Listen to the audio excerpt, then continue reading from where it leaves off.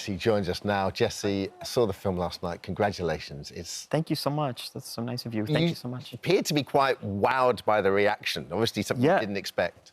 Yes, because I like using evidence and history to not expect this. I've been writing for like 20 years and this has not happened. So like I have incredibly low expectations for myself. And but this is like amazing. Yeah, I'm so happy. So what's different now? What do you think's happened as people finally realise that Jesse's someone not to be... I think it's like the kind of thing where, like, if you just throw spaghetti at the wall every year, at some point somebody's going to think it tastes good.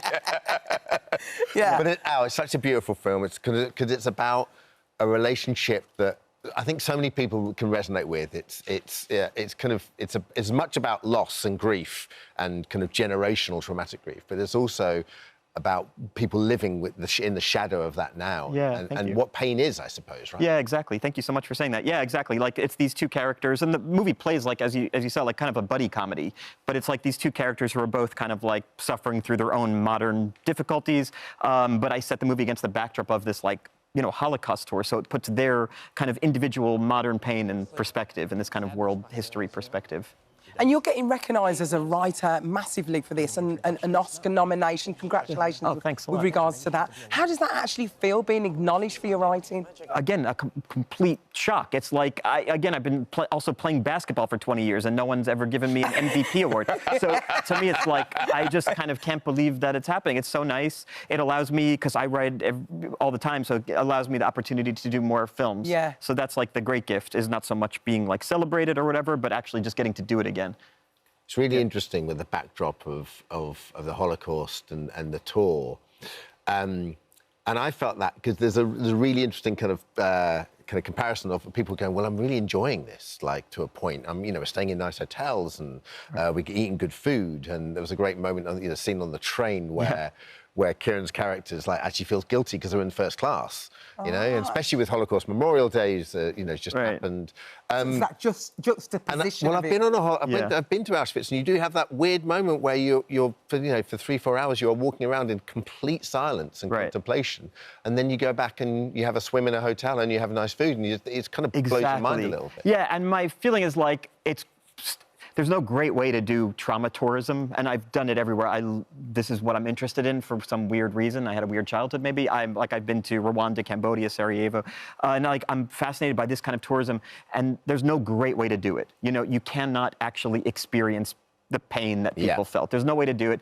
So you end up doing all this weird stuff, like you go to a nice dinner after, and then you feel weird, and the movie is not trying to answer any question or prescribe the best way to do this kind of trauma tourism, but it's just accounting for the strange irony of, how do you do this stuff while trying to show respect and understand what that must have been like for people. Yeah, it's because it's quite a heavy subject matter, yet you still find those humour moments during the film. Yeah, exactly. I mean, the movie plays mostly like a comedy. There are many movies made about this topic, like Holocaust, themed movies, and I just wanted to make something that I'd never seen before, something that felt modern and fresh and not like academic and not self-important. I wanted to make a movie that felt like people I know who would go on these things. Well, what I love about it is this buddy movie between people who, because they're bonded by blood, you have this kind of, like, Kieran's character is kind of walks into a room and everyone loves him. It's just like he's so kind of vivacious. And then suddenly he'll say something inappropriate, or he'll get really offended by something, and then your character's there just kind of mopping up the pieces, like the product, and no one really likes me. Like, everybody loves Kieran, even though he's so obnoxious. He criticizes people. He says all these horrible things, but everybody just finds him charming because, I don't know, this is my life experience. Is like people who are like that, everybody seems to love, and then like I walk in the room. And, like, for some reason, just the life gets sucked out of it. I don't know what it is. In my head, I'm doing the same thing as the charming person, but for some reason, I must have a bad aura. That's not true. It is true. If you get to know me and see me at a party, you'll you'll realize. Vibes now. You know what? This is all the charm I can muster right now. I'm going to leave this room. Are you really trying right now? This is my most... Oh, listen, take it with you. It's all we need. This is my social best. You've got so many great people. Will Sharp's plays such a great Isn't he brilliant? Character. Yeah, he's brilliant. And you have, is it Jennifer Grey from Dirty Dance? Yes, Jennifer Grey. I can't believe it. No one puts Baby in the corner, though. Not anymore. And we also have two amazing, the Olivier Award-winning actress, Liza Sadovy, and one of the most brilliant young actors here. He played, Othello Othello at the Globe. Kurt Eguiwan, he's on Game of Dragons. I'm sorry, I don't know the names of the... Yeah, brilliant, amazing actor. And is your baby in this as well? Yes, my child is. Well, would he be a toddler? What he did when he was 6.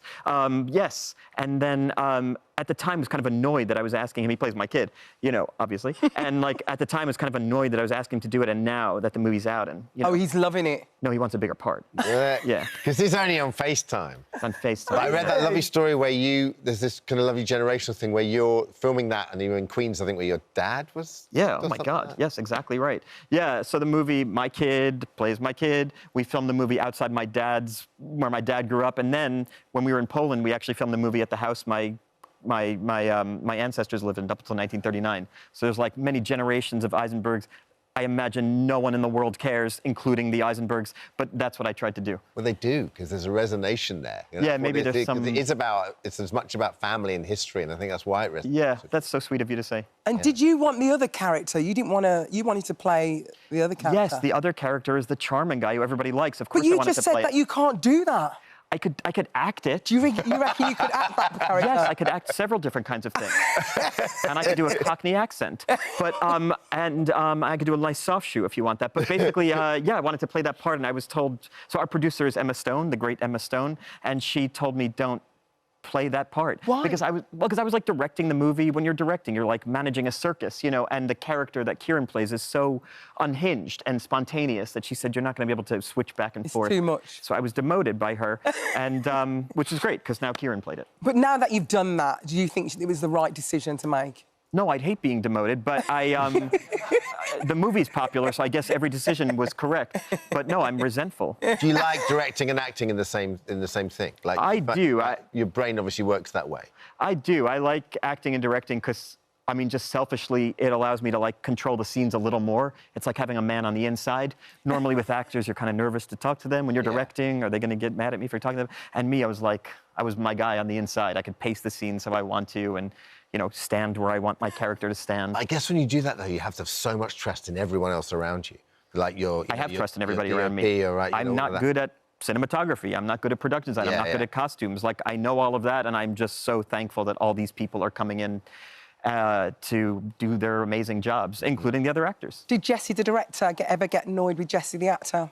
Jesse, the director, was always annoyed with Jesse, the actor. Because Jesse, the director, is like Jesse, the person, which is like, Jesse doesn't like to see that Jesse from the side angle. You know what I mean? Because Jesse only knows Jesse from the mirror. And it's weird to see him from the side. Did Jesse, the director, just say, listen, that's the shot, deal with it? Deal with it, Jesse. Somebody else did tell me that. My producers were off camera going, you have to point the camera at yourself. Because I didn't want to, because it felt vain. And they were like, you need to be in the movie, too. And is your next film a musical? Is that right? Yeah, so that's my other love, is musical theater. When I say my other love, I guess my first love would be Holocaust tourism, I don't know. But yeah, so my other thing I'm obsessed with is musical theater. So what's your favourite musical? My favourite is called Pacific Overtures by Stephen Sondheim. It's an obscure Sondheim. I'm not on a bandwagon, and it's the greatest musical ever written. But I also love this musical. Floyd Collins is coming back to Broadway. Seeing Oliver tonight here. Yeah, great. Oh, you've seen Oliver? Yes, I'm very excited. I want to see your show. I want you to... Oh, well, I've got until Sunday. I'll get you a ticket for Sunday. I love Peter Pan. Oh, well, wonderful. Come and see the panto. I'll do you a freebie. I'll pay for it. Really? Yeah. I'll pay Thank for you. it. That was the only thing stopping me. Thank you. I'd add one caveat. I mean, it is Peter Pan, but there's a lot of license taken. Yeah. Oh, got it. Okay. Yeah, but you're going to love it. Story. We're going to have a lovely time. Don't worry. Yeah. It's lovely to meet you. You too. Lovely to meet you. A Real Pain is in cinemas now. Thank you for visiting our This Morning YouTube channel. We upload tons of new content every single day. So hit the subscribe button, like all the videos, and don't miss out. We'll see you in the morning.